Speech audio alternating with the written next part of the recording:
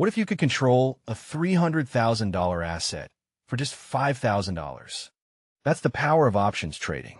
By the end of this video, you'll understand exactly how calls and puts work with a simple analogy and real examples. Let's start with a simple analogy. Imagine you find a property listed at $300,000. You love it. You think it's going to be worth a lot more soon, but you don't have $300,000 right now, and you're not ready to fully commit.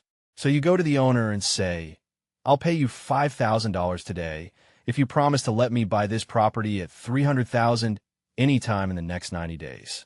That $5,000 is called the premium. And this deal is called an options contract. Before we go further, let's lock in 3 key terms. The strike price, that's the locked-in price you agreed to.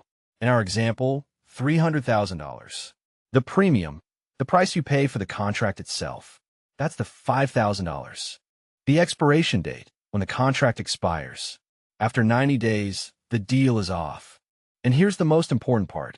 This contract gives you the right, but not the obligation. You can walk away. The most you lose is the premium. Now let's talk about the first type of option, a call option. A call option gives you the right to buy at the strike price.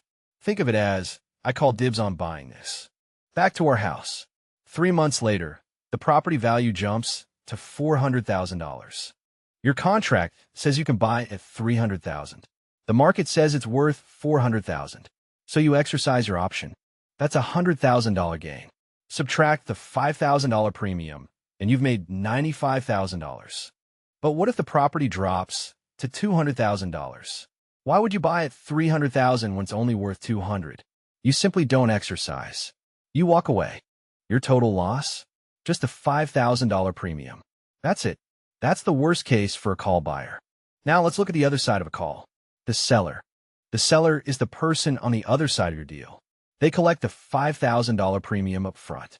That money is theirs no matter what happens. But here's the trade-off. The seller now has an obligation. If the buyer wants to exercise, the seller must sell at the strike price. If the property jumps to $400,000, the seller is in trouble. They have to sell at $300,000. They miss out on $100,000 in gains. The seller collected $5,000 in premium, but missed $100,000 in gains. That's a net loss of $95,000. But if the property stays at $300,000 or drops, the buyer doesn't exercise. The contract expires worthless. And the seller? They keep the entire $5,000 premium. Pure profit. So a call seller is betting the price won't go up. Limited profit, the premium, but potentially large losses if the price spikes. Now let's talk about the other type of option, the put. A put option gives you the right to sell at the strike price. Think of it as, I put this on you to buy from me. Let's say you already own the property worth $300,000, but you're worried the market might crash. So you buy a put option for $5,000. This guarantees you can sell the property at $300,000, no matter how far the price drops. The market crashes. The property is now worth just $150,000, but your put lets you sell at $300,000. The market says $150,000. You sell at $300,000. That's $150,000 saved. Subtract your $5,000 premium. Net savings? $145,000. But what if the market goes up instead? Great news.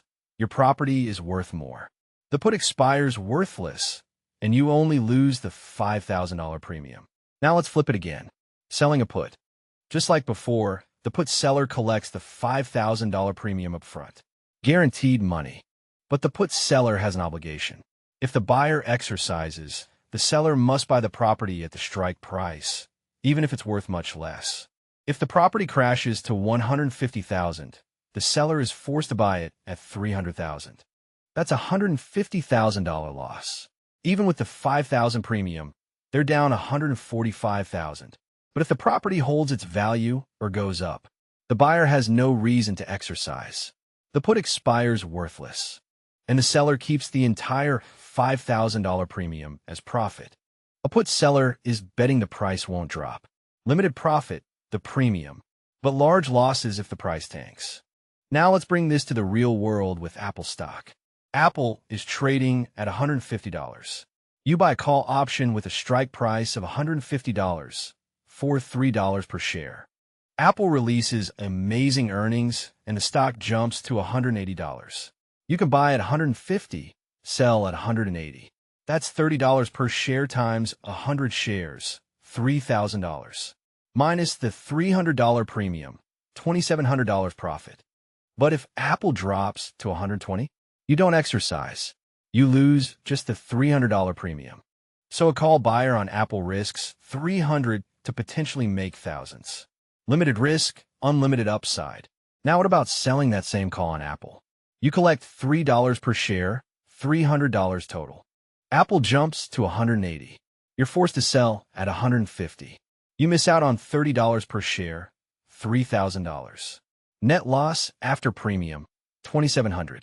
But if Apple stays at $150 or drops, the call expires, and you keep the $300. The call seller earns $300 max, but risks thousands if Apple shoots up. Limited reward, unlimited risk. Now, let's buy a put on Apple. Apple is at $150. You buy a put with a strike of $150 for $3 per share. That's $300 total. Bad news hits. Apple drops to $120. Your put lets you sell at $150. That's $30 per share times 100 shares, $3,000. Minus the $300 premium, $2,700 profit. If Apple goes up instead, the put expires. You lose the $300 premium. That's your max loss. Put buyer risks $300, profits if Apple drops. Limited risk, large potential reward. And finally, selling a put on Apple. You collect $300 in premium. Apple drops to $120. You're forced to buy at $150. That's a $30 per share loss, $3,000. Net after premium, minus $2,700. If Apple stays flat or goes up, the put expires, and you keep the $300. The put seller earns $300 max, but risks thousands if Apple tanks. Limited reward, large risk. Let's put it all together with a cheat sheet. Buy a call. You think the price is going up. Pay the premium. Your risk is limited. Your upside is unlimited. Sell a call. You think the price will stay flat or drop. Collect premium. Limited reward. Unlimited risk. Buy a put.